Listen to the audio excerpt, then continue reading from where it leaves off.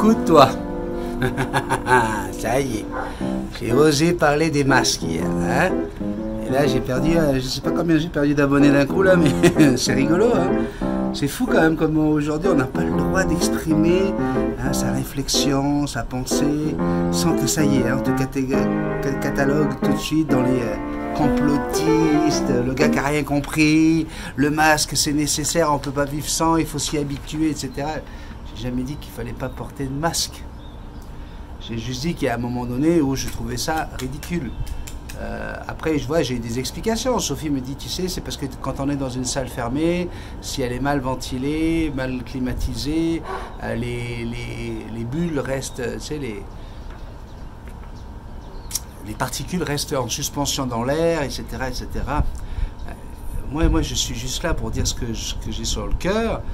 Et ce que j'ai voulu dire hier, c'est que j'aimerais vraiment pas être un enfant en 2020. Un enfant de 0 à 20 ans. Quel que soit ton âge, vivre ce qu'on vit lorsqu'on a 50 ans, bon ben on est passé par d'autres trucs. Je trouve ça déjà difficile, très très difficile, de ne pas pouvoir s'aimer, de ne pas pouvoir s'embrasser, de ne pas pouvoir se prendre dans les bras. Et donc voilà, c'est ça que j'ai essayé de dire hier. J'ai jamais, si vous voulez mettre un masque, ben mettez un masque, mais mettez un masque quand c'est utile, pas juste parce qu'on vous en donne l'ordre. Tu vas pas, alors, je rappelle quand même qu'il y a eu 670 000 morts du sida cette année, hein, donc on est à plusieurs millions de morts du sida depuis que la pandémie est arrivée en 1986. Je suis désolé, mais c'est pas pour ça que je vais mettre un préservatif quand je suis dans une voiture et que je passe devant une rue où il y a des chaudasses. Tu vois, il n'y a pas de risque là. Donc s'il n'y a pas de risque, je ne vais pas mettre un préservatif. Je suis dans ma voiture et je suis tout seul. Tu comprends ce que je veux dire?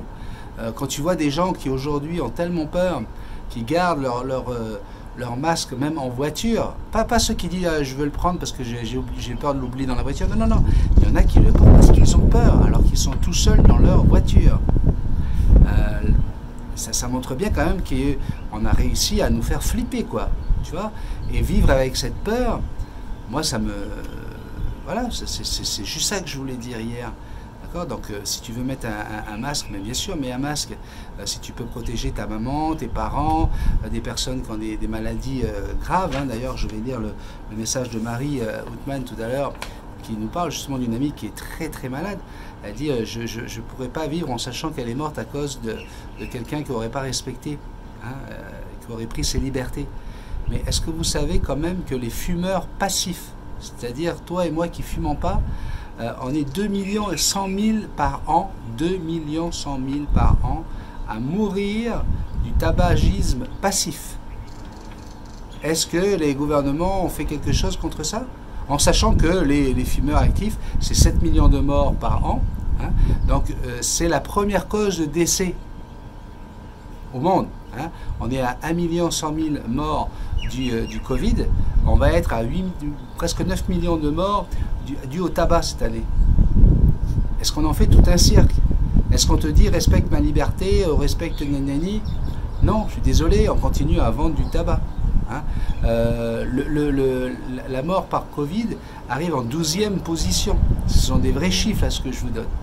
Hein. Avant ça, on va avoir l'alcoolisme, on va avoir l'obésité, on va avoir plein d'autres choses avant d'arriver au Covid. Et pour toutes ces autres choses, il y a des réponses. Il y a des choses à faire. Diminuer la vente des boissons sucrées pour éviter l'obésité qui découle sur des grosses maladies chroniques comme le diabète. Arrêter de manger des choses qui sont distribuées comme ça devant les écoles, etc.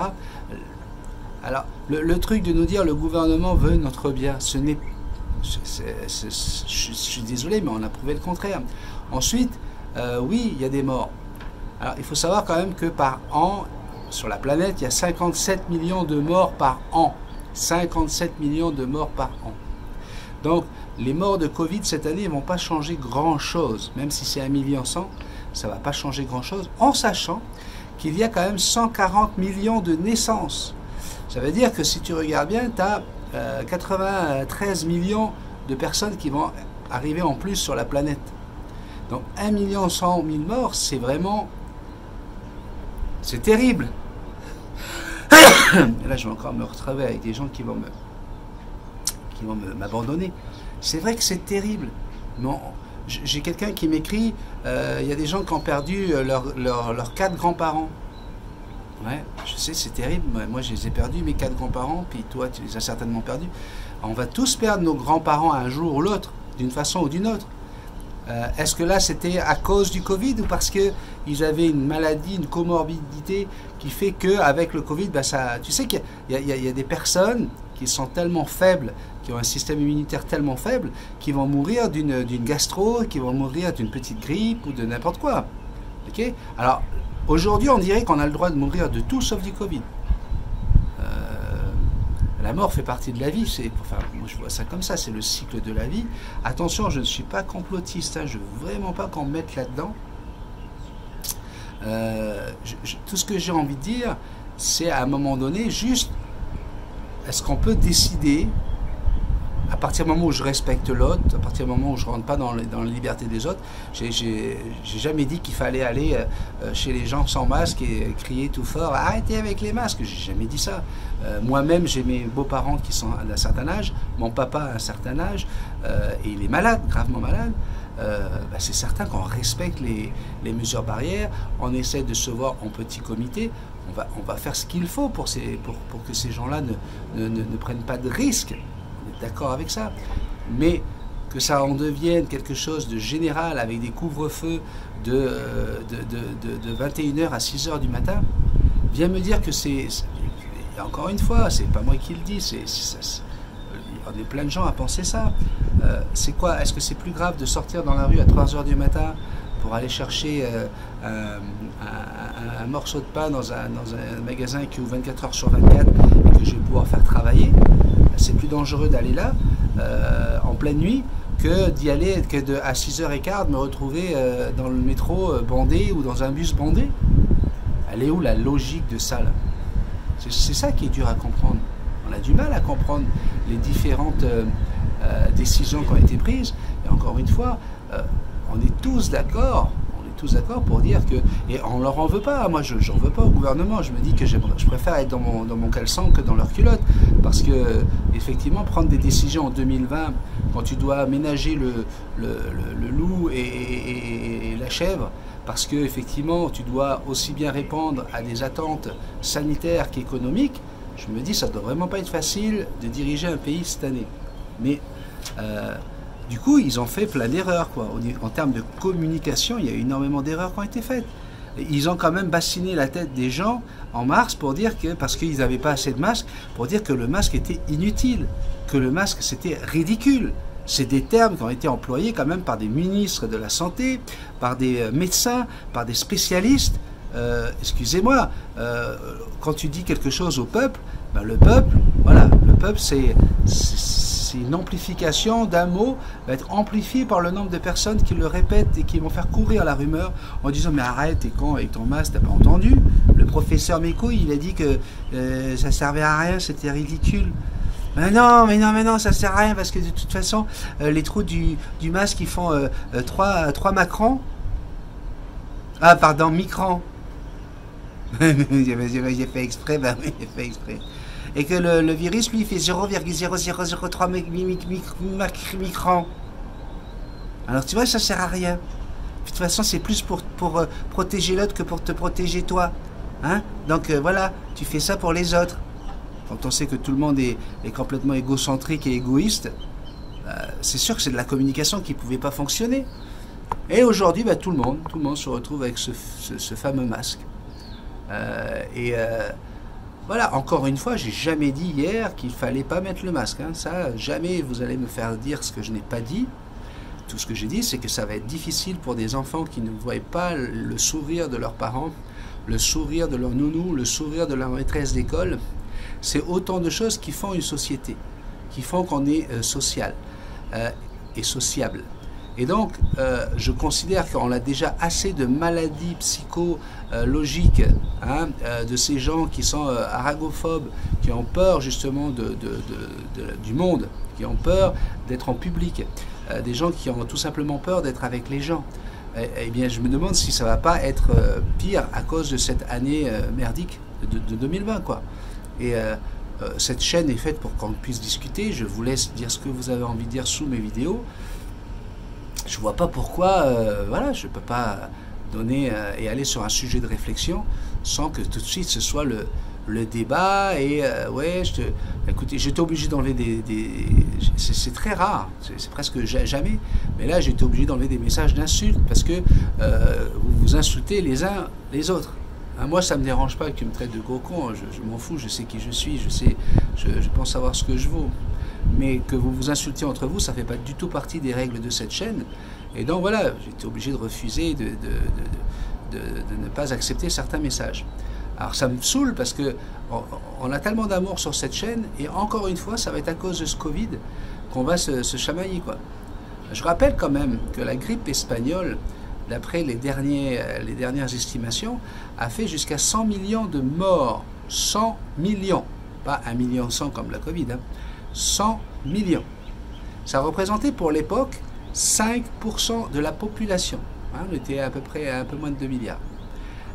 5% de la population aujourd'hui, il faudrait avoir 390 000 morts du Covid pour être à la hauteur, 390 millions de morts du Covid pour être à la hauteur de la grippe espagnole.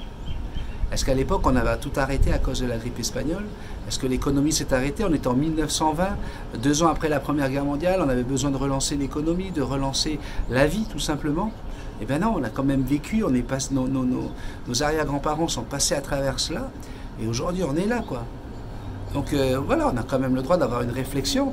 Et là, encore une fois, je ne suis pas allé chercher ça sur Facebook, TikTok ou Instagram. Ce sont des vrais chiffres, ce sont des chiffres qui existent. Pourquoi j'ai ces chiffres? Tout simplement parce que je fais une émission spéciale là-dessus aujourd'hui et que j'ai pu préparer mon émission en allant regarder un peu des chiffres qui existent. D'accord? Donc voilà.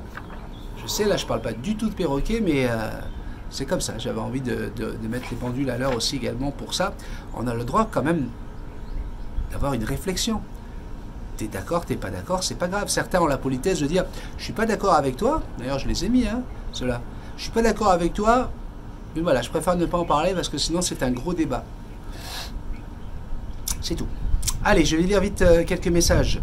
Mylène nous dit coucou Béni, j'ai craqué et en sachant que ça contribuait à aider ta chaîne, etc. Cela m'a fait très plaisir. J'ai fait la commande de ma hoodie il y a 10 minutes et tu sais quoi, comme par hasard, la livraison est prévue pour le jour de mon anniversaire. Hâte de le recevoir et partager la photo avec Fifi quand ma calopsite aura encore plus confiance pour venir sur moi. Pour l'instant, elle vient sur ma main, patiente. Bisous magiques, la petite famille. Mais c'est très gentil. Merci beaucoup, Mylène. Alors effectivement, hein, je vous le rappelle, vous avez jusqu'à la fin du mois. En fait, vous avez jusqu'à lundi prochain. Ça sera le 26 octobre pour prendre une photo avec les différents items, les t-shirts, la casquette, mug, pas casquette, excuse-moi, mug, les sacs qui sont sur la boutique. Hein. Il y a d'autres produits qui vont arriver là pour les fêtes de Noël. Et donc, jusqu'au 26, vous pouvez m'envoyer la photo du t-shirt, par exemple, que vous portez. Il faut bien mettre dans l'objet de votre mail, mettez bien photo avec produit de la boutique. Parce que comme ça, moi, je vais pouvoir aller les chercher tous les uns avec les autres. Et je vous mettrai en photo dans la vidéo qui sortira le 1er novembre. Et comme ça, vous allez pouvoir vous regarder. Merci beaucoup, ça me touche énormément. Merci de venir dans notre boutique parce que ça nous permet effectivement de mettre un peu de sous dans la cagnotte. On vient de dépenser l'équivalent de 1500 € quand même pour le dossier Jackson en frais d'avocat. Si vous voulez, je peux même être très transparent et vous transmettre la facture. Stéphane Colson, un gros bonjour mon Stéphane, que j'ai pu rencontrer en Belgique. Il me dit bonjour les révoltés du Bounty. Ça m'étonne pas de toi. C'est un fou de cinéma et de musique. Il a toujours, lorsque je faisais des quiz sur la chaîne en direct, c'était toujours celui qui raflait tout. Alors je sais qu'il me demande de refaire des quiz. On va peut-être en faire un prochainement, un samedi. Mais là je crois que vous êtes nombreux à vouloir un canapé des perroquets. Je vais juste en parler avec mon équipe. Peut-être qu'on en fait un ce samedi. Samedi, on sera le 24 octobre. Donc ça sera à 20h heure de France. Et ça sera pendant 2 heures la possibilité de répondre à toutes tes questions. Mais je te confirme ça dans la vidéo de demain, dans la prochaine vidéo. Ah oui, j'ai quelqu'un qui m'écrit. Alors c'est celle dont j'ai parlé dans la vidéo d'hier. Vous savez, qui me demandait si c'était normal que son perroquet gris du Gabon avait du sang autour du cloaque. Elle pensait que c'était un oiseau qui avait ses règles à 8 ans. Et je lui expliquais que non, etc. Alors, c'est marrant parce que vous me posez des questions sous mes vidéos. Je vous l'ai déjà dit, je n'ai pas le temps de répondre par écrit à toutes les questions parce que des fois, ça prend beaucoup de temps, ça peut être long, l'explication, etc. Aujourd'hui, elle m'écrit, elle me dit j'aimerais avoir une réponse, merci. Si tu ne regardes pas mes vidéos, tu sais, d'abord, c'est une chaîne YouTube, c'est une chaîne vidéo. C'est pas une chaîne où je suis obligé d'écrire à tout le monde. Donc je vous lis tous, mais quand tu poses une question, la politesse de ta part, ça serait de regarder les vidéos qui viennent dans les 48 heures qui suivent, quoi, pour avoir peut-être une chance d'avoir une réponse. Donc tu vois, j'ai réservé une partie de la vidéo d'hier pour toi, et toi tu ne regardes pas mes vidéos. C'est comme ça, la. J'ai Ninard, Tube Gaming qui me dit merci, j'ai regardé tes vidéos pour apprivoiser mes calopsites. Et en 3 jours, ils n'ont plus peur de la main, mais ils ne veulent pas manger dans ma main, ils ont peur. 3 jours. Rappelle-toi des règles de la chaîne. Dans les règles de la chaîne, il y a amour, logique, observation et surtout patience. C'est pas en 3 jours que tu vas apprivoiser tes oiseaux. C'est pas parce qu'ils ont moins peur en 3 jours que d'un coup, ils vont tout accorder. D'accord? Donc tu es patient et ça va arriver. Sylvie Lagarrigue, coucou toi, c'est bien ce qu'il me semblait que c'était toi au début du film. C'est super d'avoir pu y participer. Pour les masques, c'est assez confus, car la plupart du temps, les gens mettent mais ne respectent pas la distance. Comme au lycée par exemple, les élèves internes gardent le masque toute la journée jusqu'à 22 h alors qu'ils sont collés les uns aux autres lorsqu'ils doivent manger. On leur dit manque de place. Du coup, à quoi ça sert? Je les vois, les pauvres, quand ils sortent du lycée, ils sont épuisés. Vivement que tout ça s'arrête. Au Danemark, ils n'ont plus rien et vivent normalement. Pourquoi pas nous?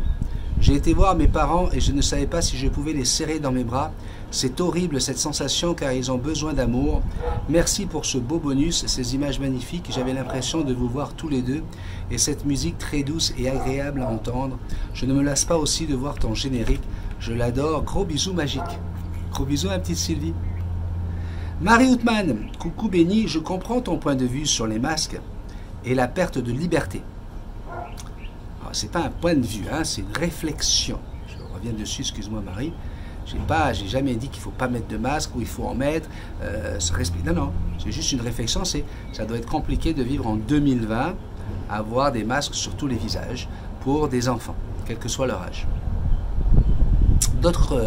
D'un autre côté, ma sœur a une maladie orpheline qui affecte son système cardiaque, pulmonaire, endocrinien, hépatique et surtout immunitaire et je ne pourrais pas vivre en paix sachant qu'elle succomberait inévitablement au Covid à cause de la liberté des autres.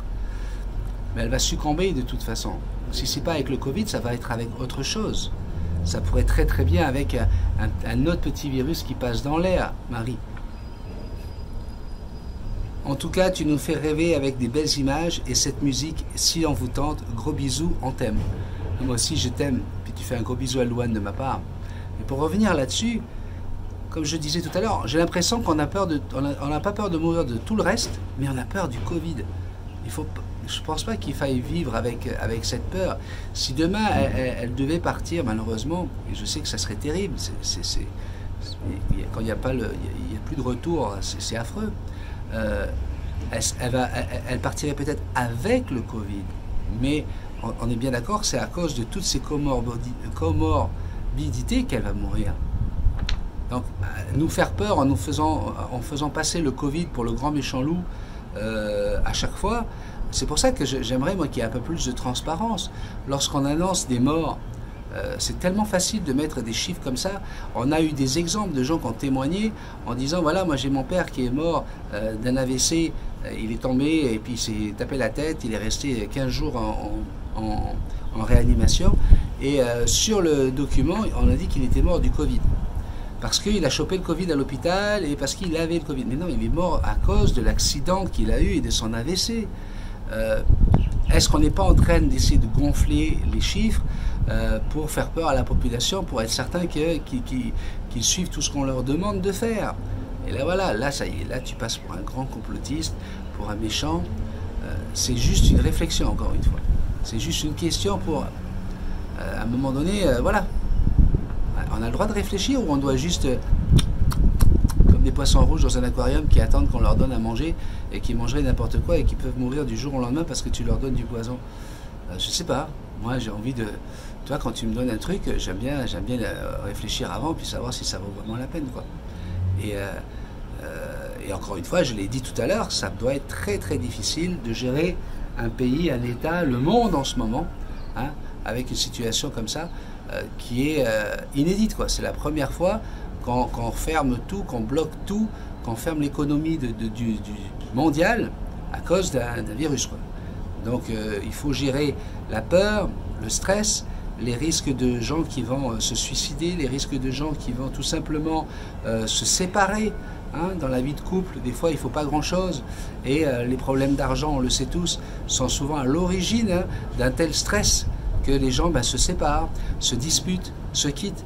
Et c'est de ça dont je voulais parler hier. Est-ce que ça vaut vraiment le coup d'avoir fermé tout ça et de nous faire vivre une vie insupportable?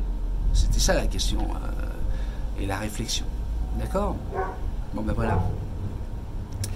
À la limite, hein, je devrais faire comme en radio, éviter de parler de ce sujet, parce que c'est un sujet qui fâche, j'ai l'impression. Je te fais un gros bisou magique, moi je t'aime. Hein. Bah oui, je veux surtout pas qu'on se fâche, hein. Vraiment pas. Allez, je te remets encore une petite image que j'ai tournée vendredi soir à l'hôtel Intercontinental Beachcomber, juste histoire d'être avec moi avec ce magnifique coucher de soleil, ces bungalows sur l'eau.